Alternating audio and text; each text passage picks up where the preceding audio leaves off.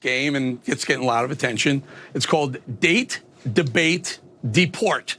So we put 3 names up there, and you have to choose which one you would date, which one you would debate, which one you would deport, and why. Hold on here. I got to get psyched up. All right, this is cold. This is cold, ready? right? And I've heard about this. A lot of buzz about this game. What do I win, by the way? I hope I win something.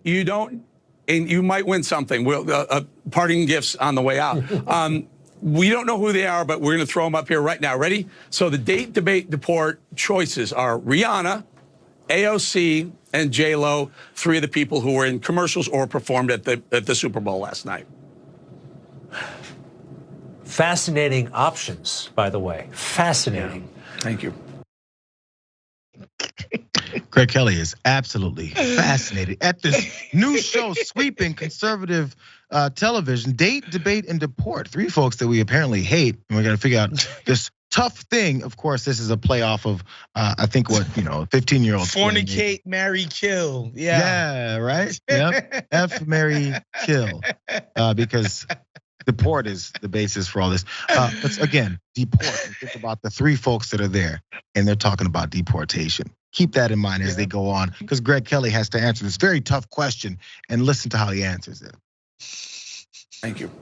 All right, if I got to go with date, debate, deport, deportation definitely goes to AOC. Okay. Debate. Now, here's something I got to tell you about. I've actually met J-Lo before. And I think dating is out of the question. I sense no chemistry. I sense no, I mean, she wasn't interested. I was single back then. I mean, so I guess I'd have to find some issue to debate about with her.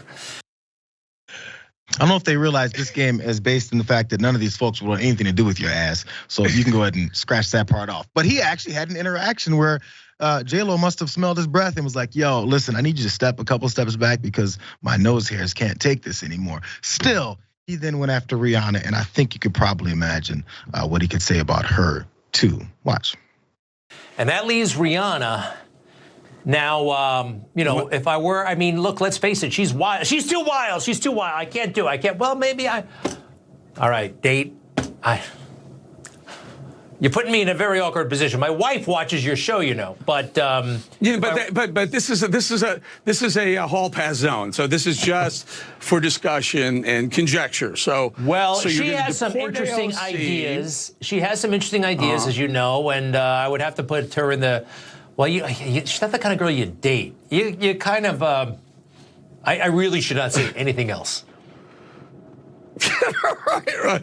All right, we'll leave it at that. We'll let you. What kind of girl is she, right?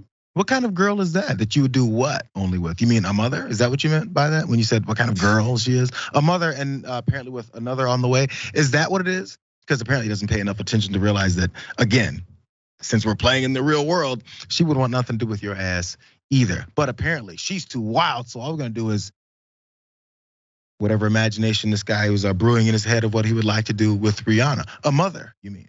Is that what you meant by that? You think that's what she was talking about? He was talking about? I don't think he was talking about she's the kind of woman that you impregnate necessarily, but I think the things that he was describing, pregnancy might happen in the process. It's quite possible that's what Greg Kelly was noted there. But I will say, if I was forced to play this game, that would have basically been my order, Jayar. It seemed like an easy answer for these two. We knew what they would say as far as deportation. Jesus. Like this is fun. This is fun for conservative talk shows to have. Yeah, and the deportation, of course, 2 of the women are Latinx American women. So of course, that's the deportation part of it. And Rihanna is an immigrant. She was born on the island of Barbados. All my West Indians, bop, where you at? Yeah, it's obvious that what they're going for here with that deportation dig, but what else are you like? That's what these guys do. That's what conservatives live for. That kind of otherizing of people and demonizing them for being not exactly to a T like the people they know and they grew up with. So this is par for the course for them. But at least there's some level of levity involved in this, because God knows these people just have no sense of humor 99% of the time. Well, there's something else maybe they should have reviewed before they had this game, because other folks can review it. And they did point out a little bit of history between Greg, not between them, but with both Greg Kelly and Eric Bolling. How about this? One particular person accused Greg Kelly of sexual assault. Maybe you shouldn't be playing these games on television. Here's some details. When Maria Di Toro walked into a New York Police Department precinct late one night in January of 2012, she knew her story was, as she said, complicated. Nearly 4 months earlier, she had told officers one of the best connected young men in New York had raped her. She didn't realize then what making such an allegation would mean. 16 days after she reported, her picture was on the front page of the New York Post with the headline, "Shady Lady." So she accused Greg Kelly of this assault, and then because of who he is, I guess, or maybe other connections, or just maybe it's just the New York Post decided to write that. This is then what happened. The charges were later dropped, and then from this 2012 New York Times article, they pointed this out. Manhattan prosecutors have decided not to file those rape charges against the son of Police Commissioner Raymond W. Kelly after a 2-week investigation of that woman's accusation that he had attacked her late the year before in the Lower Manhattan law office where she worked. So prosecutors said. Again, it's all speculation. It's all her accusation, her word versus his. But again, you probably don't want to be playing date, deport, and debate with 3 more folks. That's not all though, Waz. Because there's someone else. Eric Bolling was running this whole thing. Maybe his producers put him up to it and he has no idea what they were gonna say. And this is some new segment. But he had old segments. He was on Fox News. Those ended after, as this headline shows, the penis pic probe ends Eric Bolling's odious run at Fox News.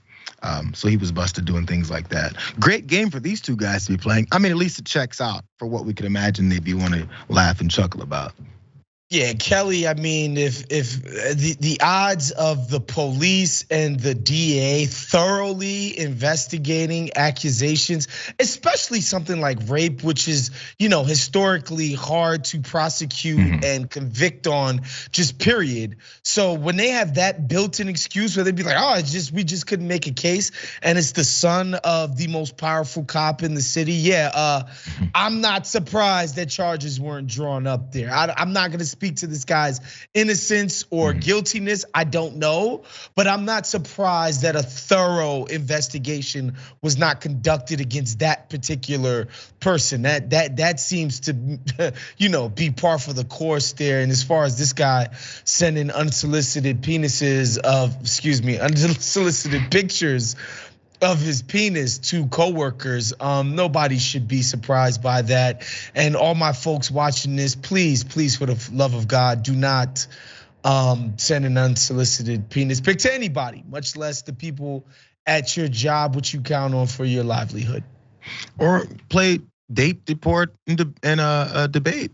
It's fun times for everyone. Well, I was talking about this yesterday with Jank on Old School, JR, and the only time I've ever unsolicitedly seen a penis was in the football locker room in high school. That's just the haven of unnecessary nudity, unwarranted, unasked for.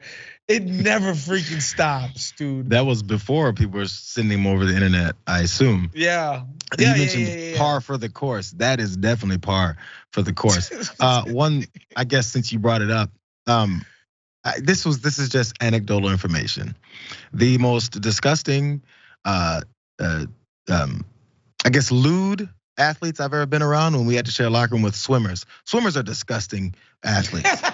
They're very comfortable showing every aspect of every orifice of their body to each other and putting them on each other's faces, heads, noses, and feet, rubbing it all over the place. And they think it's hilarious. Just saying. I had to get that off my chest because I'm sorry. I know some swimmers. Obviously, I know some swimmers.